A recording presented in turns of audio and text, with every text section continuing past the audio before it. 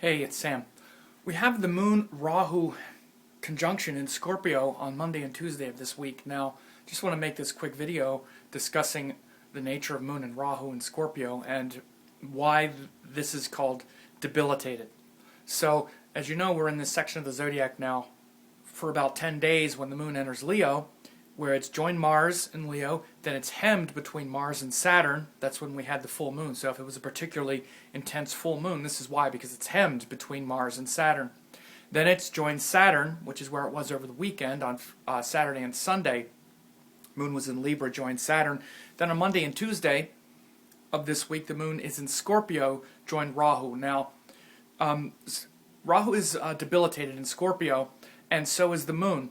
And this is because Scorpio is a sign where we become aware of our need to strengthen our emotional responses. And it's actually fixed water. This is what Scorpio is. So fixed signs have to do with concentrating energy and stabilizing it.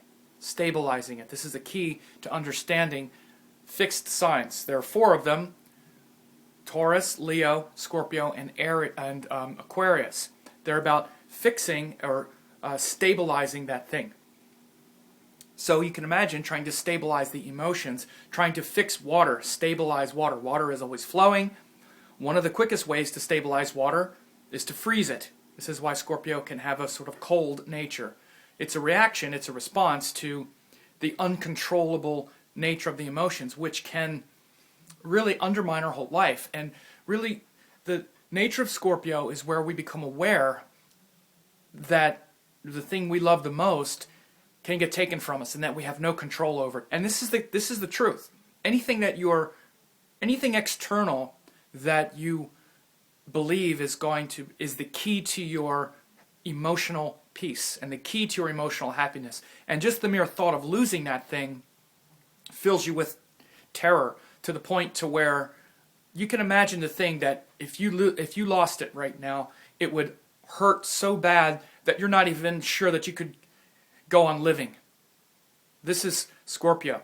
And, because really our connection to the life force goes through the heart. We're all alive because there's something that we love more than all the other stuff, than all the crap.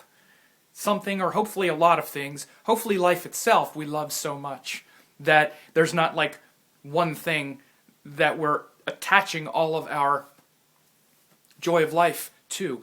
But our connection to the life force goes through the heart, and Scorpio is where we become aware that we have no control over it. At any moment it could go. It could get taken away. So what do? Well, we try to control that, try to control those things in a less evolved sense. This is what happens.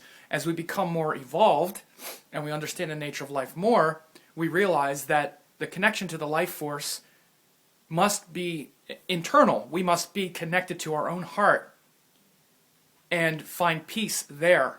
And so what Scorpio is about doing, it's about stabilizing the emotions so that we can go deeper into the source, which is the pure love in our heart, and to go deeper and penetrate into those deeper mysteries of life. But it requires a lot of courage, and it requires destroying things that we perceive that are making us weak.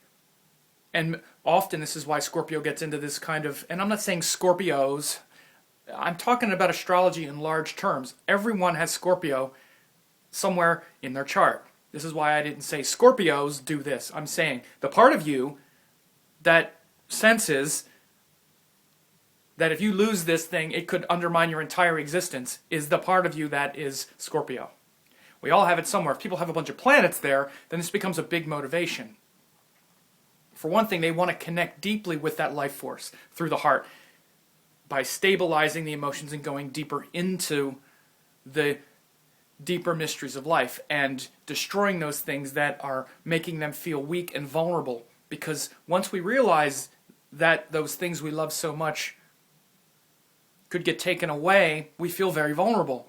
So we become very guarded about, for instance, how much we let somebody know. Because what if they find out this thing and then they use that against me? And because they could, and if they did, I don't know what I would do. So I have to be careful. And so it creates a lot of these extremes, and it can definitely be a sign that is related to being paranoid, paranoia.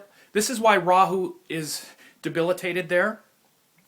because it excites the lower qualities of Scorpio. The more powerful qualities are being stable, solid, consistent, clear, courageous, looking for light and truth. And these aren't things that the moon or Rahu actually do. This is why masculine planets do very well in Scorpio. The Sun, Mars, and Jupiter especially, because they're about fire. They're about illuminating the truth and having the courage to go forward and stay consistent and clearly delineating truth from fiction. This is really important in Scorpio, that they find a way to see beyond the paranoia that can happen. And I'm not saying them like Scorpios, but any planets in Scorpio, or that part of you that tends to run away with your emotional fantasy projections, because Scorpio is where it goes toward the negative. This is why Rahu is also the sign or the planet of our imagined fears. Rahu is here to develop things very quickly, but there are things that we haven't experienced yet. So when things go a little off, the first thing that happens with Rahu is we're like, uh-oh, it's da-da-da-da, and we sort of panic a little bit. And that panic quality, it excites the lower quality of Rahu, which is also, the lower quality of Scorpio, which is also tends to distort and exaggerate things toward the negative. Like, let's say someone, like the negative Scorpio paradigm would be, let's say in a relationship, because that's sort of typical where we get triggered easily, or let's say a job or something. It's with personal interactions, because those are the things where we attach all of our importance usually. Someone will say something that you weren't expecting. Let's say someone that you want to like you, or someone, let's say it's your boss, and something doesn't go the way you expect. Or let's say like your landlord, like for instance where you live. This is another thing. It's very important to us, because if I lose where I live, then what? Right? And then we start to get sort of scared and paranoid. An interaction will happen like you don't expect. Like someone, like you'll say, okay, well, let's get together for lunch, okay? And like you have this kind of expectation, and the person will be like, okay, yeah, all right, well, I'm not sure. Let's just be in touch. And the other person walks away. Scorpios will start to distort it toward the negative. Like, oh, that means they don't like me. Oh, maybe they're going to evict me. Oh, maybe he's going to break up with me. Oh, maybe he's going to fire me. And it's like it goes to the most harsh and scary extreme. This is the nature of Scorpio. And what happens in this process is we then have to face this vulnerability and try to be strong in spite of it.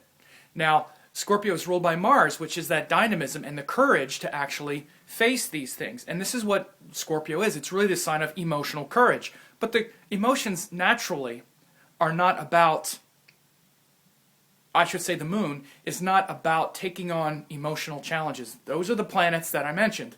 Sun, Mars, Jupiter especially are good for that. They want to take on challenges. The moon is not the part of us that wants to take on challenges. It's the part of us that wants to be peaceful. This is why the moon is exalted in Taurus, which is solid and peaceful. In Scorpio, it gets in this realm of fear, of imagined fear.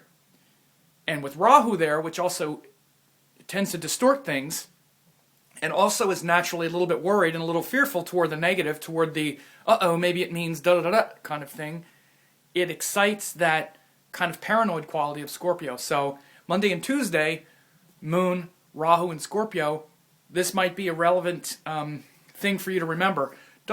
So try not to get too excited toward the negative. If things don't go, like if an interaction doesn't go the way you expect it, don't let your mind run away with you, because you're probably blowing it out of proportion toward the negative.